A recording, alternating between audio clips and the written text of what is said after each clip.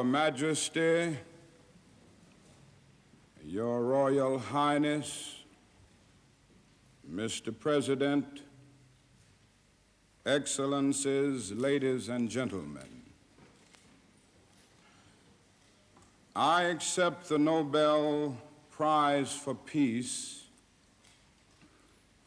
at a moment when 22 million Negroes of the United States are engaged in a creative battle to end the long night of racial injustice. I accept this award on behalf of a civil rights movement which is moving with determination and a majestic scorn for risk and danger to establish a reign of freedom and a rule of justice. I am mindful that only yesterday in Birmingham, Alabama, our children crying out for brotherhood were answered with fire hoses, snarling dogs, and even death. I am mindful that only yesterday in Philadelphia, Mississippi, young people seeking to secure the right to vote were brutalized and murdered. I am mindful that debilitating and grinding poverty afflicts my people and chains them to the lowest rung of the economic ladder. Therefore, I must ask why this prize is awarded to a movement which is beleaguered and committed to unrelenting struggle, to a movement which has not yet won the very peace and brotherhood which is the essence of the Nobel Prize. After contemplation, I conclude that this award which I receive on behalf of that movement is a profound recognition that nonviolence is the answer to the crucial political and moral questions of our time. The need for man to overcome oppression and violence without resorting to violence and oppression. Civilization and violence are antithetical concepts. Negroes of the United States, following the people of India, have demonstrated that nonviolence is not sterile passivity, but a powerful moral force which makes for social transformation. Sooner or later, all the peoples of the world will have to discover a way to live together in peace and thereby transform this pending cosmic elegy into a creative psalm of brotherhood. If this is to be achieved, man must evolve for all human conflict a method which rejects revenge, aggression, and retaliation. The foundation of such a method is love. The tortuous road which has led from Montgomery, Alabama to Oslo bears witness to this truth. This is a road over which millions of Negroes are traveling to find a new sense of dignity. This same road has opened for all Americans a new era of progress and hope.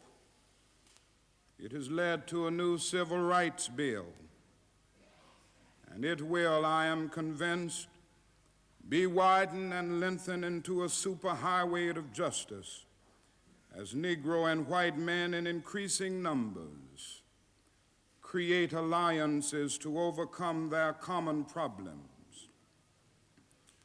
I accept this award today with an abiding faith in America and an audacious faith in the future of mankind. I refuse to accept despair as the final response to the ambiguities of history. I refuse to accept the idea that the isness of man's present nature makes him morally incapable of reaching up for the eternal oughtness that forever confronts him.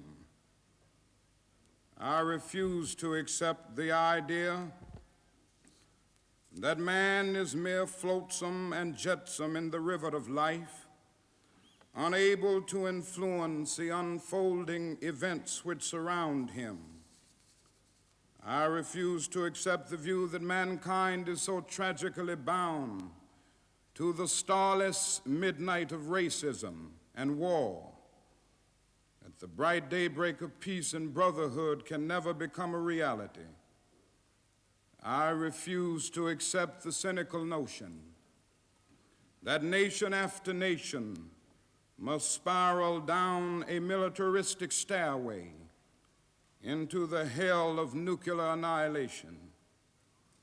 I believe that unarmed truth and unconditional love will have the final word in reality. This is why right temporarily defeated is stronger than evil triumphant. I believe that even amid today's mortar bursts and whining bullets, that is still hope for a brighter tomorrow. I believe that wounded justice, lying prostrate on the blood-flowing streets of our nations, can be lifted from this dust of shame to reign supreme among the children of men. I have the audacity to believe that peoples everywhere can have 3 meals a day for their bodies, education and culture for their minds, and dignity, equality, and freedom for their spirits. I believe that what self-centered men have torn down, men other-centered can build up. I still believe that one day mankind will bow before the altars of God and be crowned triumphant over war and bloodshed and nonviolent redemptive goodwill, proclaim the rule of the land, and the lion and the lamb shall lie down together, and every man shall sit under his own vine and fig tree, and none shall be afraid. I still believe that we shall overcome. This faith can give us courage to face the uncertainties of the future. It will give our tired feet new strength as we continue our forward stride toward the city of freedom.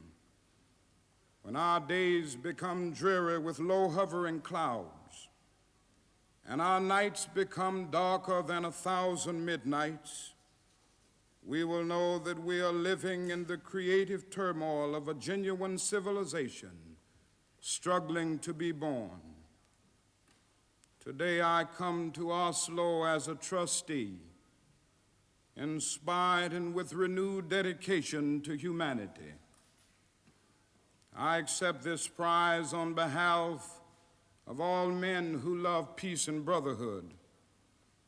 I say I come as a trustee, but in the depths of my heart I am aware that this prize is much more than an honor to me personally. Every time I take a flight, I am always mindful of the many people who make a successful journey possible, the known pilots and the unknown ground crew. You honor the dedicated pilots of our struggle who has sat at the controls as the freedom movement soared into orbit. You honor once again Chief Lutuli of South Africa, who struggles with and for his people are still met with the most brutal expression of man's inhumanity to man. you honor the ground crew, without whose labor and sacrifice the jet flights to freedom could never have left the earth. Most of these people will never make the headlines, and their names will never appear in Who's Who. Yet when years have rolled past, and when the blazing light of truth is focused on this marvelous age in which we live, men and women will know and children will be taught that we have a finer land, a better people, a more noble civilization, because these humble children of God were willing to suffer for righteousness' sake. I think Alfred Nobel would know what I mean when I say I accept this award in the spirit of a curator of some precious heirloom which he holds in trust for its true owners, all those to whom truth is beauty and beauty truth, and in whose eyes the beauty of genuine brotherhood and peace is more precious than diamonds or silver or gold. Thank you.